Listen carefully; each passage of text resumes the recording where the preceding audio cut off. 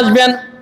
এই কথাগুলি আল্লাহ সুবহানাহু ওয়া তাআলা অন্য যে সমস্ত নবীরা ছিল, যে সমস্ত রসুলগণ আগে ছিলেন, প্রত্যেকটা নবী এবং রসুলকে আল্লাহ তাআলা জানিয়ে দিলেন, وَإِذْ أَخَذَ اللَّهُ مِيثَاقَ النَّبِيِّينَ لَمَا آتَيْتُكُم مِّنْ كِتَابٍ وَحِكْمَةٍ ثم جاءكم رسول مصدق لما معكم لتؤمنن به ولتنصرنه قال أأقررتم وأخذتم على ذلكم إصري قالوا أقررنا قال فاشهدوا وأنا معكم من الشاهدين।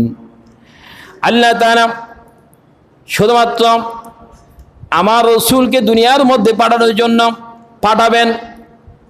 অন্য নবীদেরকে বললেন, আল্লাহ সমস্ত নবীদেরকে অঙ্গীকার নিলেন, স্বীকারোক্তি নিলেন, আমি তোমাদেরকে কিতাব দিলাম, হিকমত দিলাম, জ্ঞান দিলাম, বিজ্ঞান দিলাম।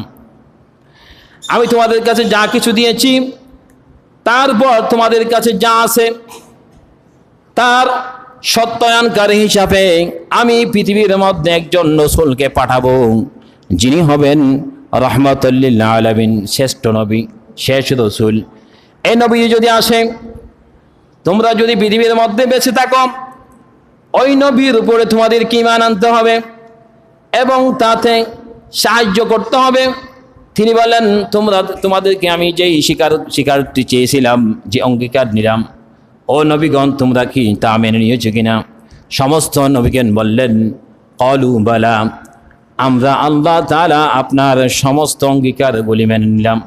এরপরে আল্লাহ তাআলা বললেন, আমি সাক্ষ্য আছি, তোমরাও পৃথিবীর মধ্যে সাক্ষ্য থাকবে। আল্লাহ সুবহানাহু ওয়া তাআলা প্রত্যেকটি নবীর কাছ থেকে স্বীকারোক্তি নিয়েছিলেন, আমি একজন নবী পাঠাবো।